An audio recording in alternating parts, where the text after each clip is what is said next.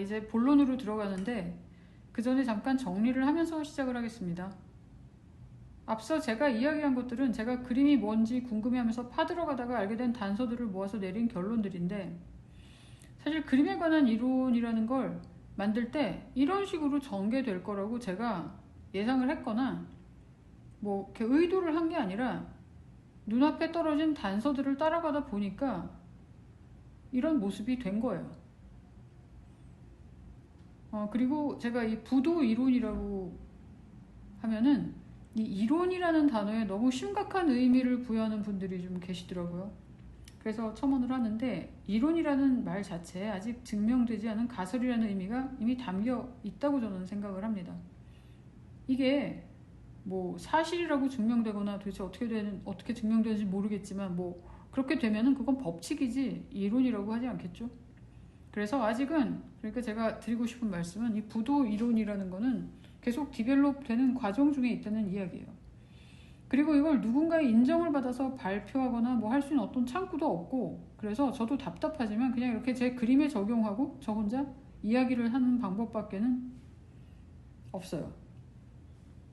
그리고 이론이 완벽하게 될 때까지 기다려서 뭘 하기에는 너무 끝도 없는 이야기라서 적당한 선에서 이 정도면은 이야기를 해도 되지 않을까 싶어서 저는 시작을 하게 됐고요.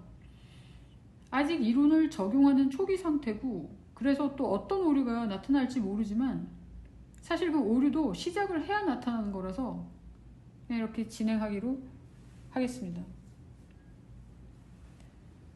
사실 이제 제가 이 채널을 열게 된 이유는 그림을 갤러리에 그냥 걸어놓고 전시하는 걸로는 충분하지 않게 돼서 열었습니다.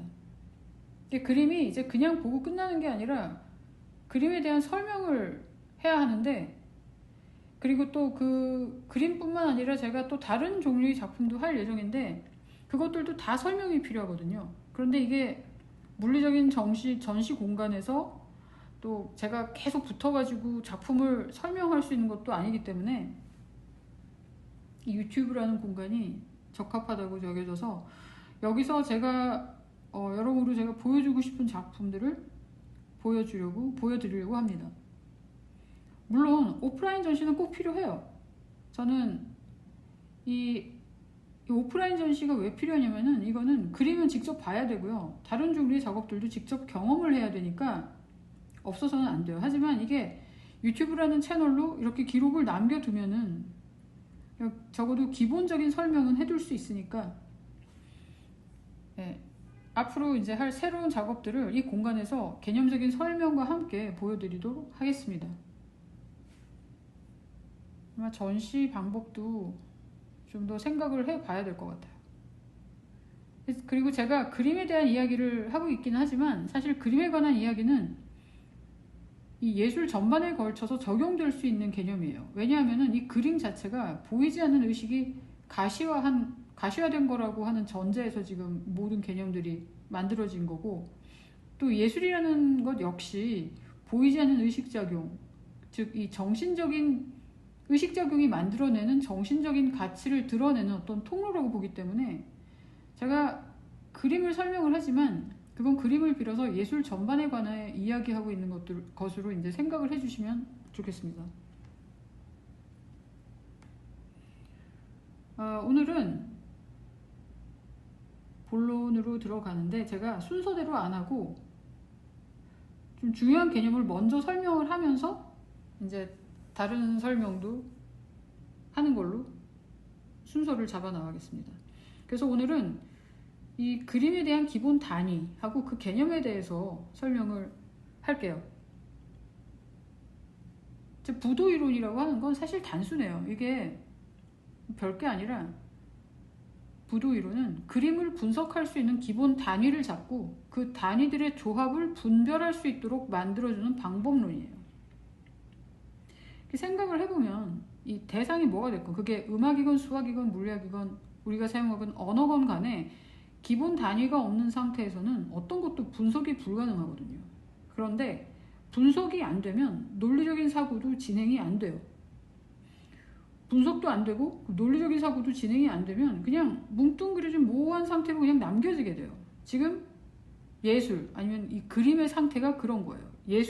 그림이라는 예술, 그러니까 시각적인 예술이 다 그러한 상태로 있죠. 그래서 이 그림에 대한 분석 단위, 즉 의식의 단위를 갖는다는 건 모호한 잠재태의 무한한 가능성의 세계로부터 구체적인 상태를 하나씩 끄집어낼 수 있게 되는 사실을 의미해요. 모든 것이 가능한 어떤 꿈속에서 하나씩 현실 가능한 상태로 만들어 나가는 그 과정과 좀 비슷하죠.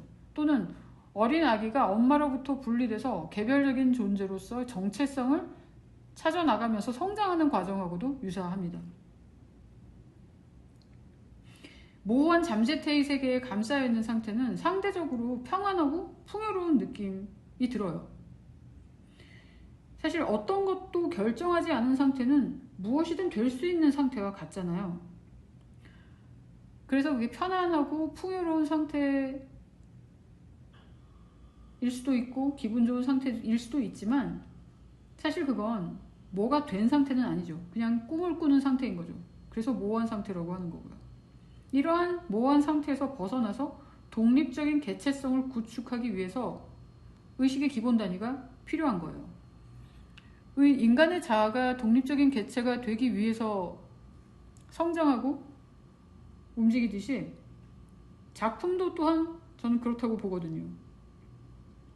이 작품이 독립적인 영역을 구축하게 되는 것, 바로 그게 인식 경계를 구축하는 거고, 바로 이게 보이지 않는 의식을 보이는 영토로 존재하게 하는 방법이라고 생각합니다. 그래서 부도 이론에서는 기본적으로 그림에 대해 기본 단위를 나누고 이들 단위들이 어떤 식으로 관계를 맺는지에 대해서 설명하는 이론입니다. 그래서 부도 이론 자체에 뭐 어떤 그림이 더 좋은 그림인지 나쁜 그림인지, 그림은 이래야 되고 예술은 이래야 된다, 뭐 기준 자체는 정해진 바가 없어요. 그런 이야기가 이론에서 나오는 건 아니에요. 그런 거는 뭐 따로 논의될 수가 있겠죠. 그림의 어떠한 객관적인 구조가 만들어지고 분석이 된다면. 예. 그래서 이 부도 이론은 그저 기본 단위들하고 그 단위를 중심으로 어떻게 구조를 만들어 나갈 수 있는가에 관한 설명이에요. 앞서 제가 여러 영상에서 설명한 것처럼 결국 그림의 기본 단위는 의식의 기본 단위가 돼요. 우리가 의식을 굉장히 신비주의적으로 접근하고 그런 신비에 엄청난 의미가 부여되어 있기 때문에 제가 이렇게 그림을 통해서 의식을 분석한다, 아니면 그림을 분석한다는 이야기를 할 때마다 굉장한 거부감에 많이 부딪혔는데, 그리고 또 이 의식을 분석한다는 거는 지금은 어떤 심리적인 것하고 결합이 되어 있어가지고 제가 의식을 대하는 태도하고 많이 다른 것 같아요. 이 부도 이론이 서 있는 기반의 가장 큰 특징은 의식을 보는 관점이에요. 일반적으로 의식을 보는 한 두 가지 관점들이 있는데, 뇌과학자들이나 뭐 그런 분들 중에서는 의식이 뇌활동이 만들어낸 부산물인 어떤 환영으로 여기기도 하고요. 어떤 종교나 또 명상을 하시는 분들 사이에서는 이 의식이라는 게 모든 생각과 감정과 느낌이 일어나고 그것들을 알아채는 어떤 수동적이고 정적인 배경처럼 여겨져 오기도 했는데, 부도 이론에서는 이 의식을 능동적인 운동의 주체로 보고 있습니다.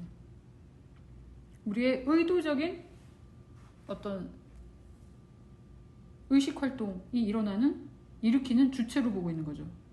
그래서 그러한 의식의 움직임이 만들어내는 일정한 궤적을 정적인 구조로 환원해서 그 구조를 바탕으로 이 전개되는 의식과 형상에 대한 이론이라고 보시면 됩니다. 자, 우선 제가 이 나선 환경 구조하고 이중오각형 구조에 대해서 설명한 영상이 있지만 또 간단히 설명을 하면, 이 부도 이론에서는 이 이중오각형 구조가 이제 중요한 건데, 이 이중오각형 구조는 일단 세 가지 차원으로 이루어져 있어요. 첫 번째가 색형 차원, 두 번째가 형상 차원, 세 번째는 여백 차원이에요. 색형 차원은 공에 대한 인식이 분화하는 과정이고, 형상 차원은 그냥 좀 거칠게 이야기를 하면, 예, 그렇습니다. 이 형상 차원은 분화한 공에 대한 인식이 가지게 되는 기본적인 감각의 방향 64가지가 나타나는 차원이에요. 이 감각이 중요한 건 우리가 감각을 통해서 외부나 내부의 정보를 지각하게 되잖아요. 외부 세계도 지각을 하고 내적인 어떤 변화도 지각을 하니까요. 그리고 이 감각이라는 신체적인 조건이 모두에게 있기 때문에 우리가 이 세상을 인식하고 이 세상을 인식한 것을 공유할 수 있죠. 우리가 상식이라고 번역이 되는, 영어로는 common sense라고 하는데, 뭐 상식도 좋은 말이긴 하지만 여기서 이 common sense라는 단어에서 이 sense라는 단어가 들어서 있어서 이게 공유하는 감각이라고 하잖아요. 이 공유하는 감각이 있기 때문에 우리가 소통이 가능하거든요. 그래서 이 감각적 인식의 방향 64가지는 중요합니다. 그러니까 인식의 방향 64가지하고 감각이 연결되어 있는 상태를 지금 보여주고 있는 거죠. 형상 차원에서. 그러니까 이게 우리가 일반적으로 우리의 감각, 뭐 안이비설신 이렇게 구분을 하는 그런 감각하고는 좀 다른 분류 방식이긴 한데, 예, 아무튼 이게 그 이중오각형 구조를 코드화해서 그 구조를 분석해내는 과정에서 나온 코드들이거든요. 이게 저는 우리가 이제 순수 의식의 움직임을 통해서 나타나는 형이상학적인 사유를 구체화할 수 있는 기본적인 토대, 감각적인 토대로서 중요하다고 이제 생각이 됩니다. 이 감각적인 인식에 64가지 방향이 있다는 사실은 사실 익숙한 이야기는 아니죠. 낯선 이야기죠. 제가 아까 이제 말씀드렸다시피 이 이중오각형 구조를 코드화해서 그 코드들을 통해서 나온 것이 64가지의 이 감각적 인식의 방향 64가지. 제가 이제 형상소라고 부르는데, 그냥 간단하게 이 형상소 64가지는 나온 과정을 제가 설명을 여기서는 생략을 할 거예요. 왜냐하면은 일단 이걸 나중에 꼭 필요한 경우가 생기면은 그때 설명을 하도록 하겠습니다. 왜냐면 이걸 설명할 때마다 반응이 안 좋아요. 그리고 굉장히 지루해 하고, 아무튼 반응이 안 좋았어요. 제가 이걸 의도해서 만든 게 아니라 저도 이 구조를 먼저 만들었고, 그 구조를 코드화한 과정에서 이런 코드들이 64개라는 숫자로 나왔기 때문에 사실은 이게 뭔지 이해하기 위해서 엄청나게 시간이 좀 오래 걸렸어요. 왜냐하면 이 코드들 자체가 나오는 데는 시간이 얼마 안 걸렸어요.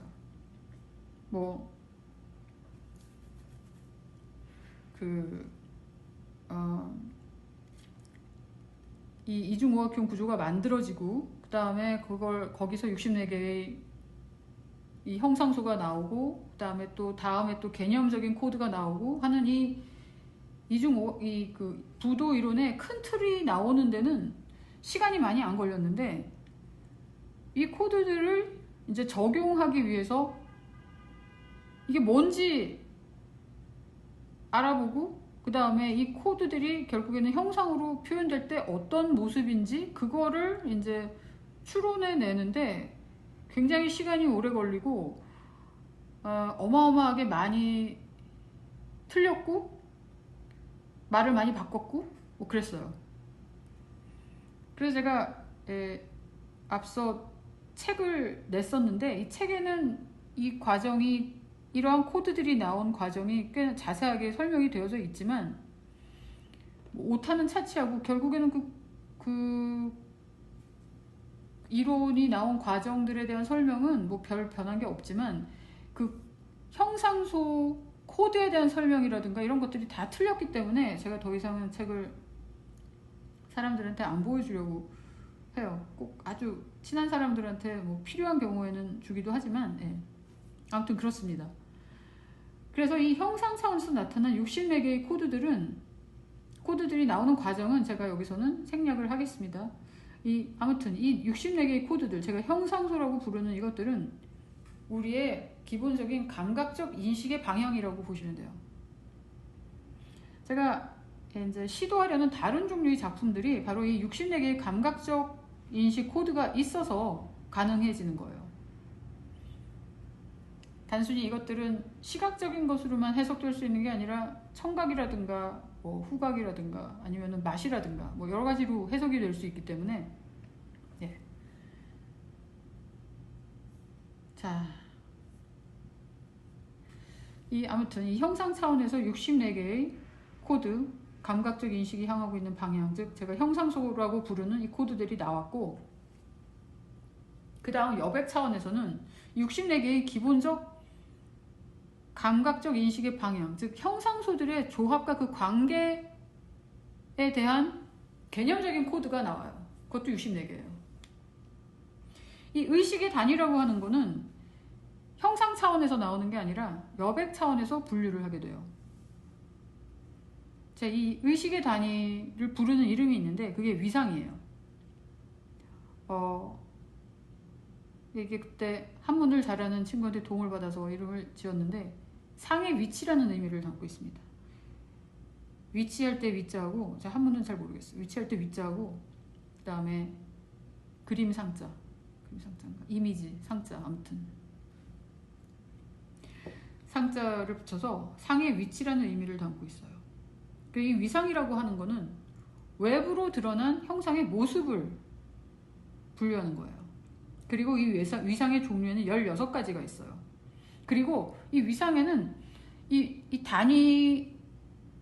위상에는 또 하나의 단위가 한 쌍으로 붙어 있어요. 그러니까 위상이라고 하는 거는 외적으로 드러난 형상의 모습이고, 이 내부로 들어간 또 하나의 단위가 있는데 그걸 석공이라고 불러요. 이 석공이라고 하는 거는, 석이라는 건 난을 분석할 때 그런 석자고, 그 다음에 공이라고 하는 거는 비어있는 공이, 비어있을 공 쓰는 거죠. 그러니까 비어있는 곳을 분석한다, 뭐 이런 의미를 가지고 있어요. 이 석공이라고 하는 건 뭐냐면은 위상이라는 이 겉으로 보여지는 형상이 나타날 때 일어난 감각의 변화에 대한 기본 단위예요. 참 이런 이야기가 뭐 쉽지 않은 건 저도 아는데, 뭐 이게 어려워서가 아니라 처음 듣는 이야기라 쉽지 않은 거죠. 뭐 아무튼 계속 반복을 하겠습니다. 제가 앞으로도 그림을 그려서 보여드리고 그림으로도 계속 설명을 할 테니까 일단 그냥 설명을 진행하겠습니다.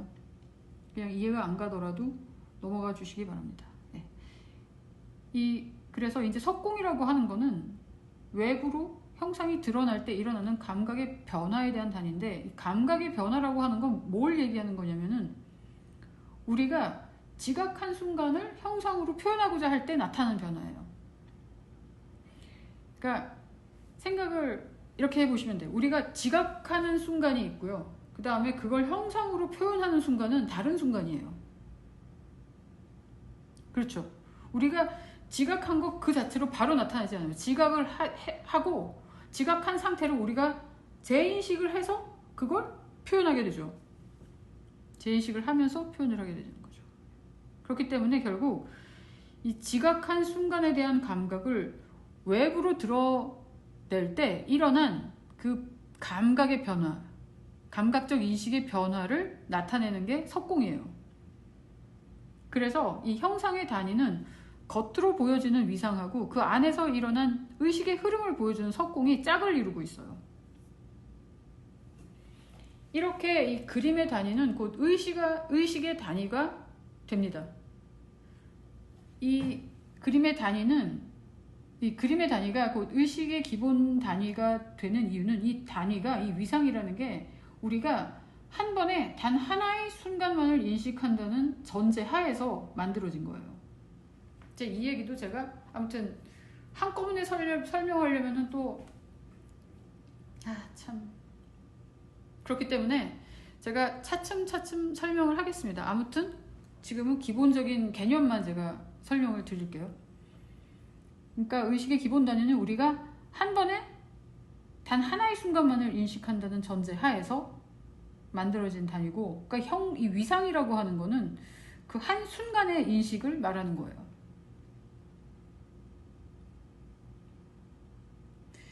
석공이라고 하는 건 그 한순간에 일어난, 그 찰나에 일어난 어떤 감각과 인식의 사이에서 일어난 어떤 변화, 그 상태를 나타내는 거고요.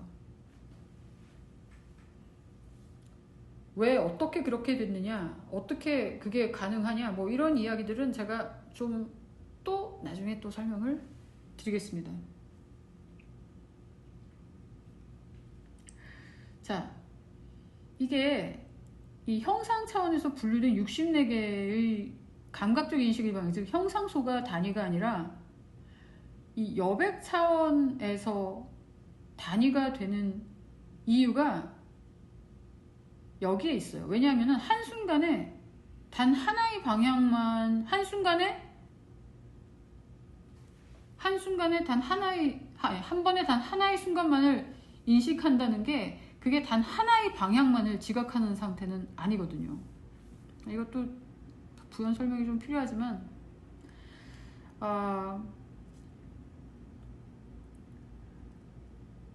일단 이 단 하나의 방향을, 하나의 감각적인 인식의 방향을 지각을 하더라도 그게 그림으로 나타날 때는, 즉 화면의 형상으로 나타날 때는 여러 가지 의식 방향의 조합으로 나타날 수밖에 없어서 이게 형상 차원에서 단위가 만들어지는 게 아니라 여백 차원에서 단위가 만들어져요.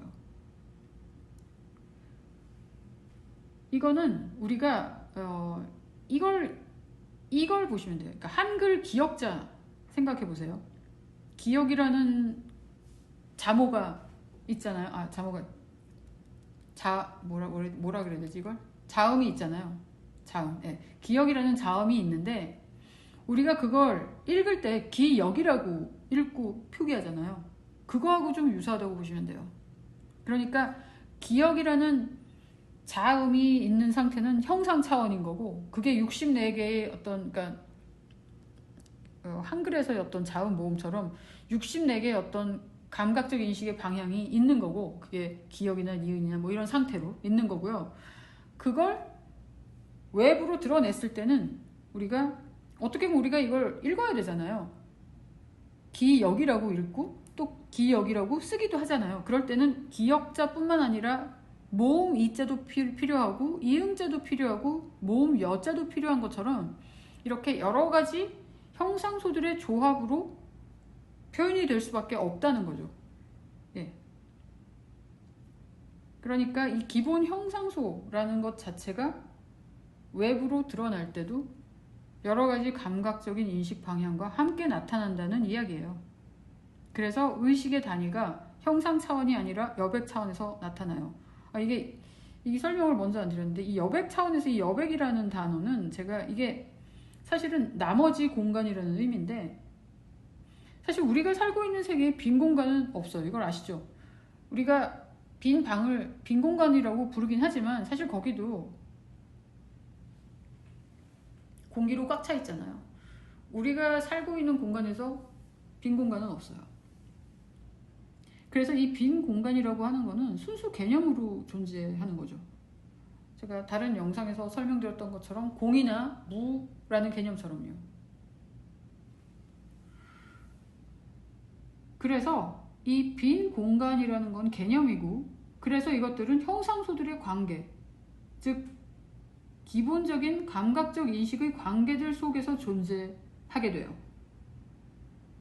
그러니까 우리가 그림을 볼 때 보고 있는 실체, 보고 있는 거는, 보고 있는 그 본질은 눈에 보이는 색형 자체가 아니라 색형이 맺고 있는 관계, 그러니까 형상들이 맺고 있는 관계인데 이 관계 자체는 보이지 않는 거잖아요.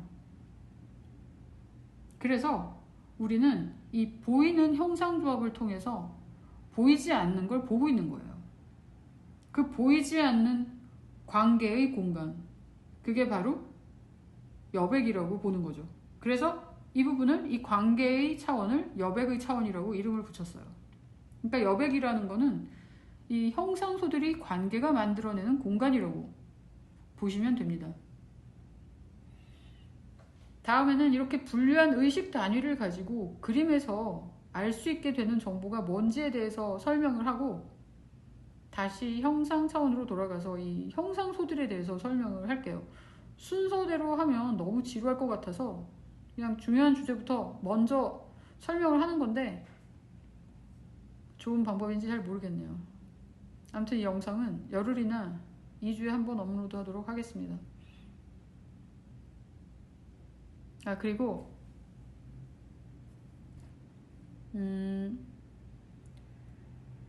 일단 그림을 하나 보여드릴게요. 이 그림을 보시면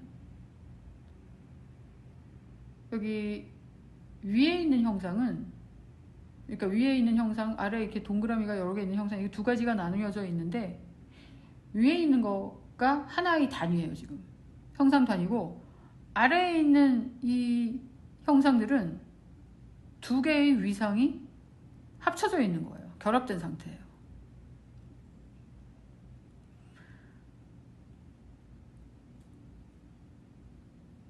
저 구조에 대한 자세한 설명을 제가 이제 다음 영상하고 이제 설명을 계속 해 나가면서 더 제가 구체적으로 설명을 해 드리도록 하겠습니다.